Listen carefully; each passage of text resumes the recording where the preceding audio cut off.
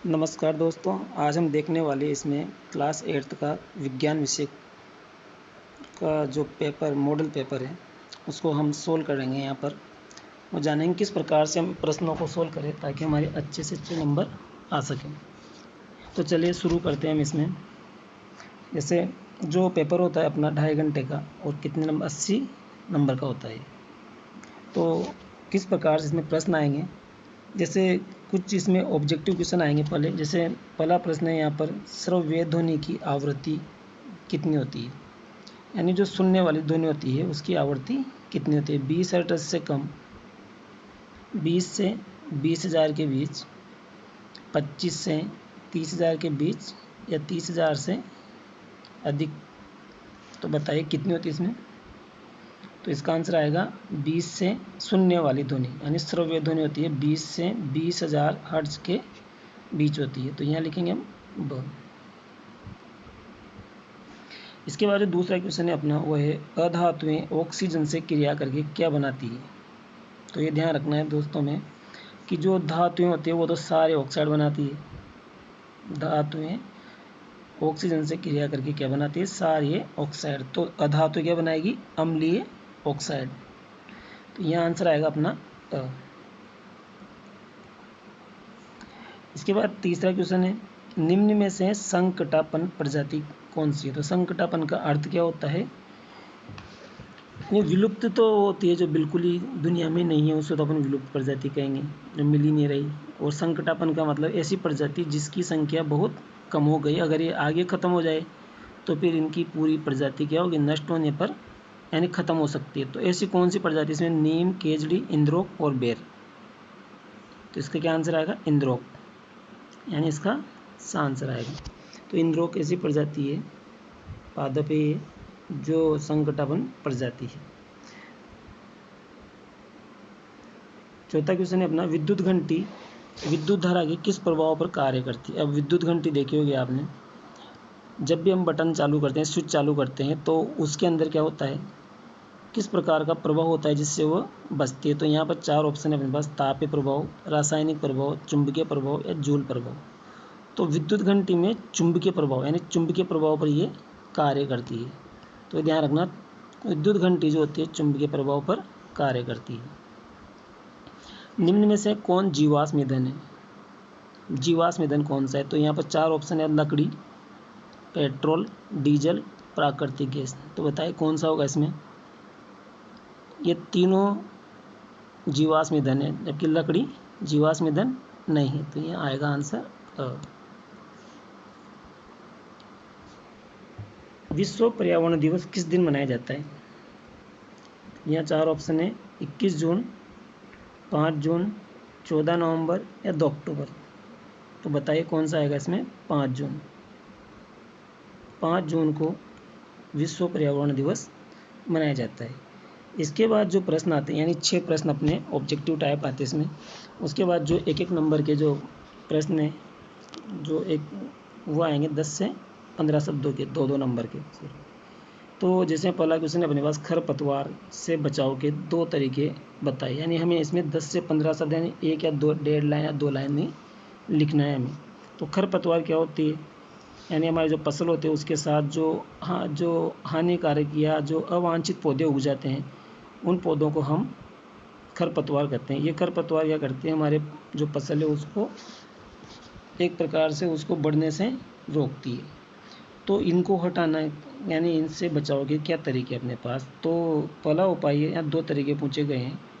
पहला लिखेंगे हम, समय पर निराई गुड़ाई करना। निराई गुड़ाई का मतलब क्या है, हाथ से जो भी खरपतवार हैं, जो अतिरिक्त पौधे हैं फसल के अतिरिक्त, उनको हम ज़मीन में से उखाड़ कर या काट कर कैसे भी बाहर फेंक दें।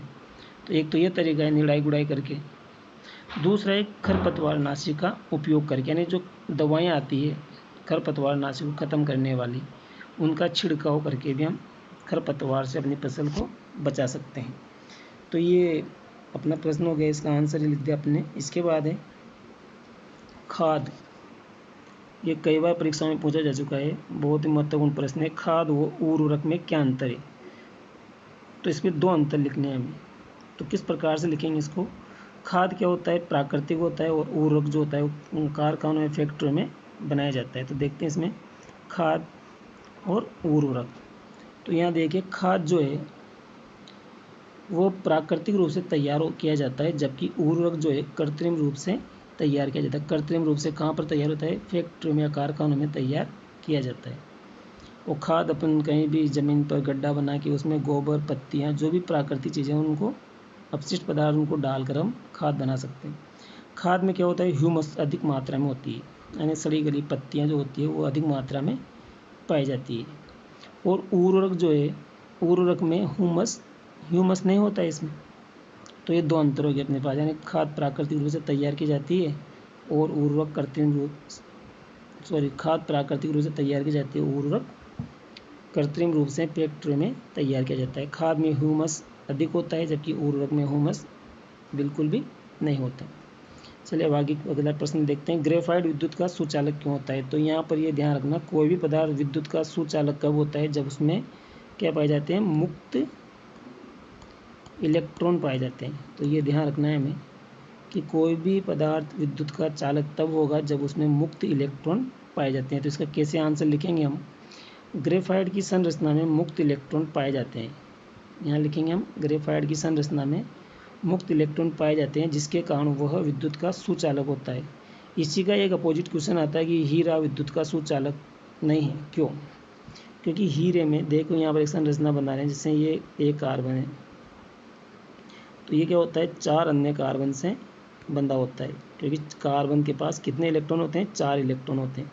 तो चारों दूसरे कार्बन से बंधे होते हैं, जबकि ग्रेफाइट में ये कार्बन 3 अन्य कार्बन से बंधा रहता है और इसके पास क्या होता है? एक मुक्त इलेक्ट्रॉन होता है, इसलिए क्या करता है? विद्युत का चालन कर सकता है, विद्युत का सुचालक होता है, जबकि हीरा विद्युत का सुचालक नहीं होता। 10वां क्वेश्चन है हमारा, रेड डाटा पुस्तक क्या है? रेड डाटा पुस्तक क्या होती है?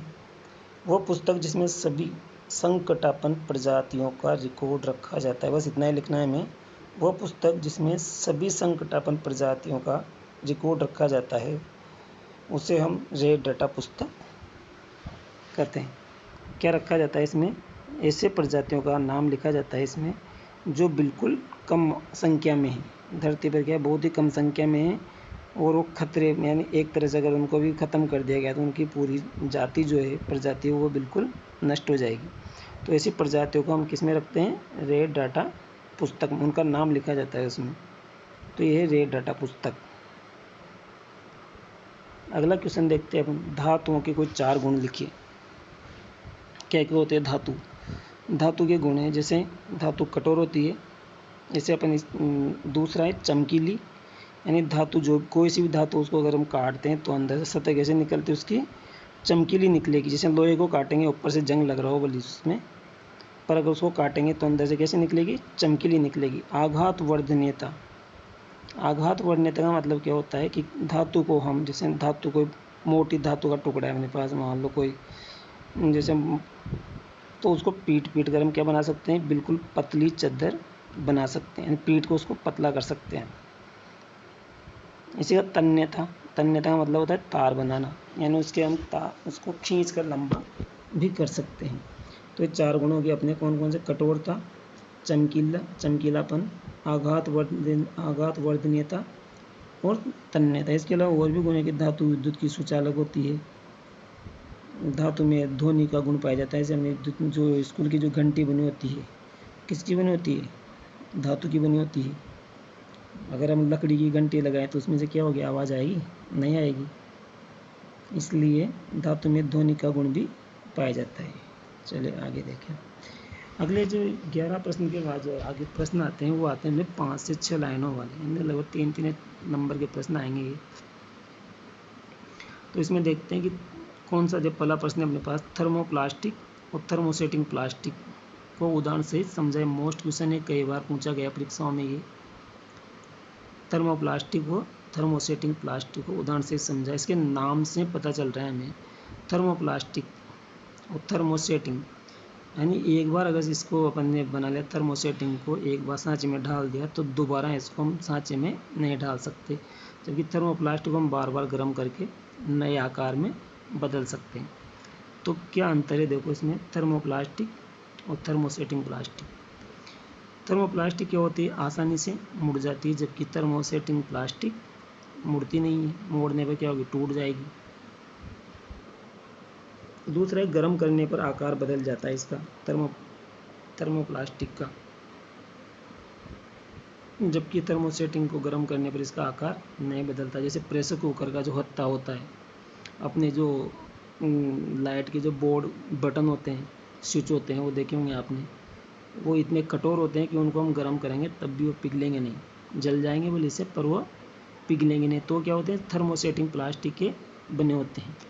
जबकि अपने अगर मैंने कुर्सी है या फिर कोई और भी जैसे प्लास्टिक के जो खिलौने हैं, तो वो जितनी भी चीज़ें आती हैं वो क्या होती है, सब थर्मोप्लास्टिक के बने होते हैं, और उनको हम गर्म करने पर क्या होता है, पिघल जाते हैं। पेन आता है अपना, पेन जैसे लिखने वाला जो पेन होता है वो भी थर्मोप्लास्टिक का बना होता है। इसे गर्म करने पर, थर्मोप्लास्टिक को गर्म करने बार बार नए आकृति में ढाला जा सकता है, जबकि थर्मोसेटिंग प्लास्टिक को केवल एक बार ही आकृति बना सकते हैं, दोबारा इसको गर्म करके हम दोबारा नई आकृति नहीं बना सकते। अब थर्मोप्लास्टिक कौन कौन से होते हैं, पॉलीथीन, पीवीसी, पीवीसी का क्या मतलब होता है, पॉली, पी का मतलब पॉली विनाइल क्लोराइड, पॉलीवाइनिल क्लोराइड, और ये पॉलीस्टाइरीन, ये 3 प्रकार की थर्मोप्लास्टिक है। थर्मोसेटिंग में आते हैं बेकेलाइट और मेलामाइन, ये दोनों प्लास्टिक कौन सी है, थर्मोसेटिंग प्लास्टिक है। तो इस प्रकार हम दोनों का अंतर लिख सकते हैं। अगला प्रश्न है अपना 13वां, हैजा रोग के लक्षण तथा बचाव के उपाय लिखिए। तो यहाँ पर किसी भी 13 जो प्रश्न, 13 14 जो प्रश्न होगा वो किसी न किसी रोग से संबंधित पूछा जाता है। कोई सा डेंगू आ जाए, मान लो डेंगू रोग के लक्षण और बचाव लिखिए, तो हमें इनमें से किसी एक रोग के लक्षण और उसके उपाय याद करने हैं हमें। तो जैसे हैजा, हैजा किससे होता है, एक विब्रियो कोलेरी, इसका जो जनक है उसके कारण ये रोग होता है। और इसके लक्षण क्या है, उल्टियाँ, बहुत ज़्यादा दस्त लगना, बहुत ज़्यादा उल्टियाँ होना, और ज़्यादा दस्त लगेंगे तो हमारे शरीर में क्या हो, जल की कमी हो जाएगी, और हमें तेज़ बुखार और बहुत तेज़ प्यास लगेगी। तो ये तो इसके लक्षण है, बहुत ज़्यादा अगर उल्टियाँ हो रही है, दस्त लग रहे हैं, शरीर में पानी की कमी हो गई, तो इसको क्या, किसके लक्षण है, हैजा के। उपाय क्या है, तो पानी की कमी हो रही है या तो बार बार हमें पानी पीना चाहिए, उबला हुआ जल पीना चाहिए, साफ़ सुथरा पानी हमें पीना चाहिए, स्वच्छ भोजन करना चाहिए, घर की साफ़ सफाई रखनी चाहिए ताकि ज़्यादा मक्खियाँ नहीं आए, क्योंकि मक्खियों की वजह से ज़्यादातर ये हैजे के जो रोगाणु हैं उनको ले जाने का काम कौन करती है, मक्खियाँ करती है। तो घर की साफ़ सफाई रखेंगे तो घर पर मक्खियाँ नहीं आएगी और हम हैजे से बचे रह सकते हैं। रोग होने पर हमें क्या करना है, चिकित्सक की सलाह पर जीवन रक्षक घोल, क्या बोलते हैं इसको, ORS, इसको सेवन करना चाहिए, इनको घोल के पीना चाहिए, तथा जो डॉक्टर्स हमारे लिए जो बताए उन दवाइयों का हमें सेवन करना चाहिए। तो इस प्रकार से हम इस प्रश्न का आंसर लिख सकते हैं। चलिए आगे देखते हैं इसमें, कार्य किसे कहते हैं, वस्तु पर किया गया कार्य, वस्तु पर किया गया कार्य किन किन बातों पर निर्भर करता है। तो इसमें यहाँ पर जो प्रश्न के 2 भाग हैं, कार्य किसे कहते हैं उसको लिखेंगे तो अपने 1 नंबर मिलेगा, और अगर इसका पूरा लिखेंगे वस्तु पर किया गया कार्य किन किन बातों पर निर्भर करता है, तो अगर दोनों कार्य लिख देंगे हम तो उसके 3 नंबर मिलेंगे। तो चलिए देखते हैं कार्य की क्या परिभाषा है। कार्य क्या होता है, वस्तु पर बल लगाने पर उसमें विस्थापन उत्पन्न होने की क्रिया को कार्य कहते हैं। यानी अगर ये कोई वस्तु है, यहाँ रखी हुई ए पोजीशन पे रखी हुई है, हमने इस पर क्या लगाया, बल लगाया, अगर इसमें यहाँ से खिसक कर कहाँ तक चली जाती है, बी तक, तो हम क्या मानेंगे, कार्य होगा। अगर ये परी रहेगी तो कार्य क्या होगा, नहीं मानेंगे, क्योंकि यहाँ पर क्या विस्थापन ही नहीं होगा। नहीं, एक स्थान से दूसरे स्थान पर वस्तु का खिसकना जरूरी है, सरकना जरूरी है, तभी कार्य माना जाएगा। यहाँ पर लिखा हुआ है वस्तु पर बल लगाने पर उसमें विस्थापन उत्पन्न होने की क्रिया को कार्य कहते हैं। तो यहाँ क्या लगा रहे हैं, बल लगा रहे अपन, और विस्थापन ये इतना, यहाँ पर ए से बी तक क्या हो रहा है, विस्थापन हो रहा है। तो इसका सूत्र भी क्या बनता है, W, यानी कार्य बराबर होता है बल, यानी F फोर्स इंटू विस्थापन, विस्थापन को हम D से लिखेंगे।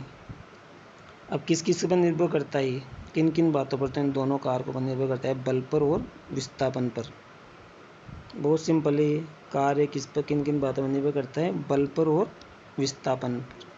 तो यहाँ लिख देंगे हम इसमें, कार्य की निर्भरता किस पर होती है, विस्थापन पर और बल के परिमाण पर, यानी विस्थापन और बल पर निर्भर करता है। आगे देखते हैं हम अगला क्वेश्चन 15 क्वेश्चन जो अपना, हम विद्युत चुंबक का निर्माण कैसे कर सकते हैं। बहुत सिंपल है दोस्तों, विद्युत चुंबक का निर्माण करना क्या करते हैं हम, एक कील लेते हैं इस तरह से, इधर देखते हैं हम, एक कील लेंगे और इसके ऊपर क्या करेंगे, विद्युत रोधी जो तांबे का तार होता है जिसके ऊपर प्लास्टिक मेलामाइन की परत चढ़ी होती है, उसको इस कील के ऊपर ऐसे लपेट देते हैं। और जो दोनों सिरे होते हैं, ये ए सिरा और ये बी सिरा, इन दोनों को हम किसी चीज़ से रगड़ दें ताकि इसके ऊपर जो प्लास्टिक या मेलामाइन चिपकी हुई है वो हट जाए। और दोनों सिरे को क्या करेंगे हम, या तो यहाँ एक बटन लगा दो, बटन लगाने के बाद इसको किससे जोड़ देंगे, सेल से।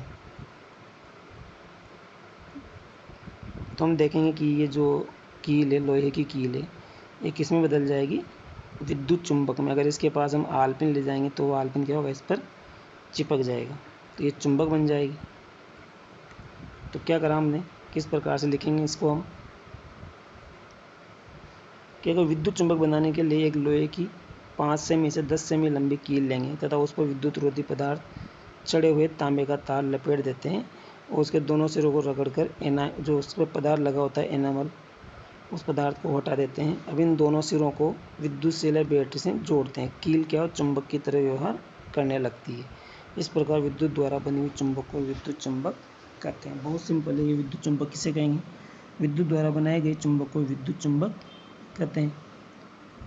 तो ये समझ में आ गया होगा आपके कि किस प्रकार हम विद्युत चुंबक का निर्माण कर सकते हैं। क्या करेंगे, इसमें एक कील लेंगे, उस कील के, लोहे की कील के चारों ओर विद्युत रोधी तांबे का तार लपेट देते हैं और उसके जो दोनों सिरे निकलेंगे उन दोनों सिरों के एनामल पदार्थ को हटा लेंगे और उन दोनों सिरों को किसी भी बैटरी या सेल से जोड़ देते हैं, जिससे क्या होगा, जब इसमें विद्युत धारा प्रवाहित होगी तो वह कील क्या बन जाएगी, चुंबक की तरह व्यवहार करेगी।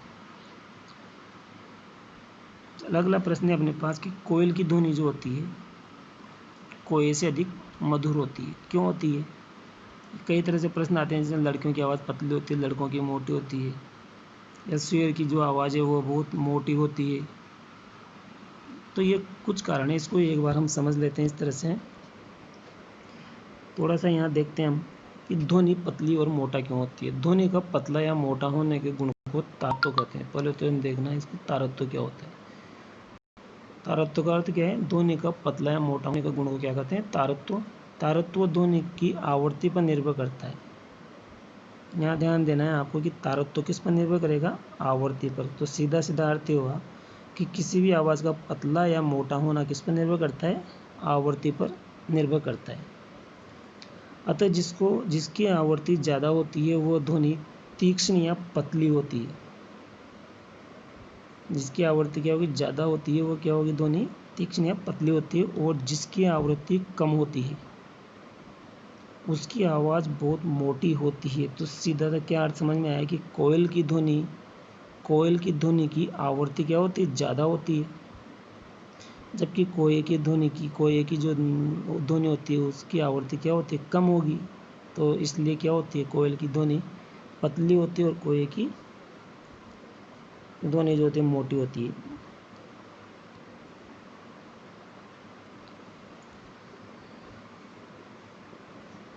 अगला प्रश्न है अपना, ये जो न्यूमेरिकल जो इस टाइप के क्वेश्चन आएंगे आपके, एक क्वेश्चन जरूर आता है इसमें। यदि विद्यालय की घंटी से उत्पन्न ध्वनि की आवृत्ति जो है 500 कंपन प्रति सेकंड, यानी एक सेकंड में कितने कंपन कर रही है, 500 कंपन कर रही है। तो बताए कि एक सेकंड में, यानी उसका आवर्तकाल क्या होगा। हमें आवर्तकाल ज्ञात करना है, मतलब एक कंपन का आवर्तकाल, एक कंपन कितने सेकंड में हो रहा है ये हमें ज्ञात करना है। तो इसे ज्ञात करने के लिए क्या करेंगे, हम इसको सबसे पहले लिखेंगे यहाँ पर आवृत्ति कितनी है, आवृत्ति 500 कंपन प्रति सेकंड। सूत्र क्या है यहाँ पर, आवर्तकाल का, यानी टी बराबर होता है 1/आवृत्ति। तो यहाँ क्या है अपने, जैसे यहाँ वो 1 बटा आवर्ती कितनी है 500 है, तो 500 का हम क्या करेंगे भाग दे देंगे इसमें 1 में। तो 1 में भाग कैसे देंगे,